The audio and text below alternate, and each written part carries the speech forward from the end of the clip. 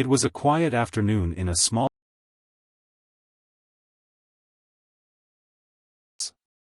The shop was filled with an array of vibrant flowers, their colors splashed across the store, filling the air with sweet, fragrant scents.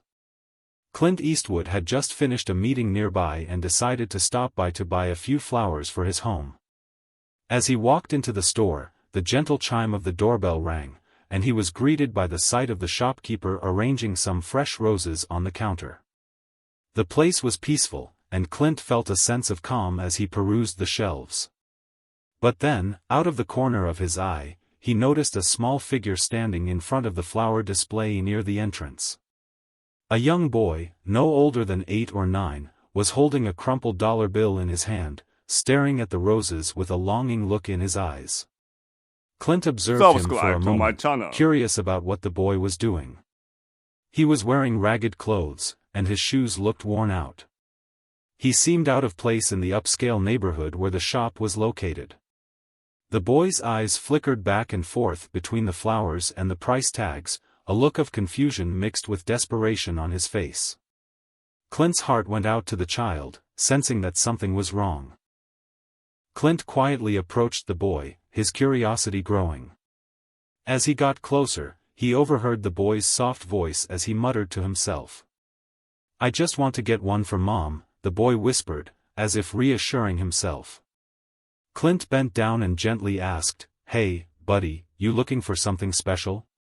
The boy looked up at him, startled, his eyes wide with uncertainty.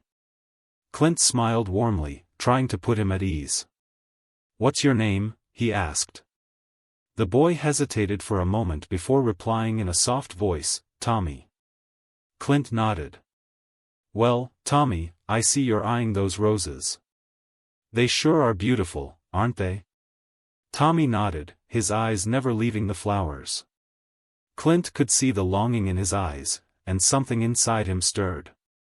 "How many roses do you want, Tommy?" he asked, already knowing that the boy's small crumpled dollar bill wouldn't be enough to cover the cost of even a single flower. Tommy looked at him, his eyes filled with uncertainty, and then quietly responded, "Just one. I want to give it to my mom.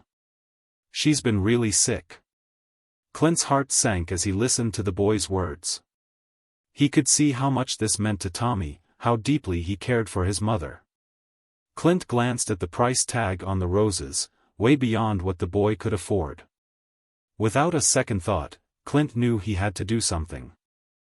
Clint looked at the shopkeeper, who had been observing the interaction from behind the counter. He gestured for her to come over. The shopkeeper approached cautiously, giving Clint a small smile. "Is everything okay?" she asked. Clint nodded and said softly, "I'd like to buy these roses for the boy here." He motioned toward Tommy, who was still staring at the flowers.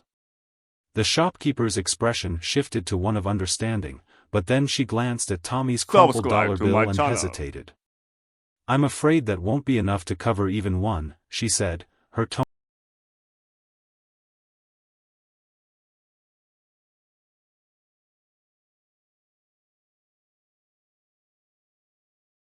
who was now looking at him with wide eyes. "How about we get you a whole bouquet?" Clint said, his voice soft and kind. Tommy's eyes lit up with excitement, but there was still a hint of doubt in his face. "You mean it?" he asked, his voice barely above a whisper. Clint gave him a nod and a smile. "Of course, I do," he said, placing a gentle hand on the boy's shoulder.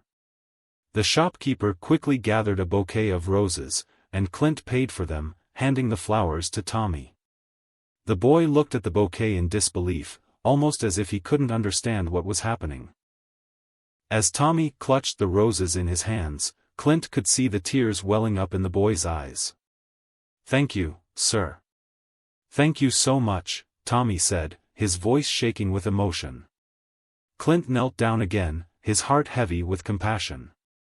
"You don't need to thank me, Tommy," he said softly. "Just take care of your mom, okay? She'll love those roses." Tommy nodded, his eyes brimming with tears. Clint stood up, ready to leave, but something made him pause. He turned back toward Tommy, who was still staring at the bouquet in his hands. "Hey, Tommy," Clint called out.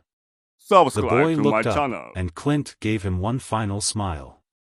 "Tell your mom that you're doing a great job being her son. I'm sure she's proud of you." Tommy smiled, his face lighting up for the first time since Clint had met him. "I will," he said, his voice filled with gratitude. Clint gave him a gentle nod, then turned and walked toward the door, his heart aching for the boy and his mother. As Clint stepped outside, he couldn't shake the image of Tommy's innocent face, clutching those roses. He knew that small acts of kindness, even something as simple as buying a bouquet of flowers, could mean the world to someone in need.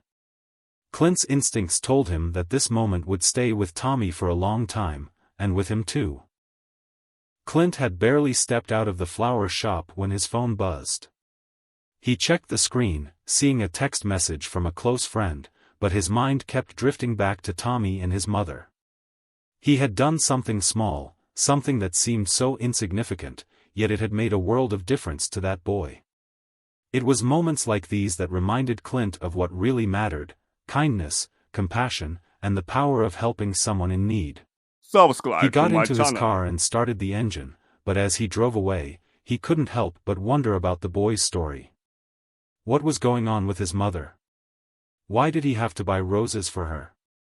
Clint's thoughts raced as he realized how much of the world was still in need of help, and how, in a small moment, one person could make a huge impact.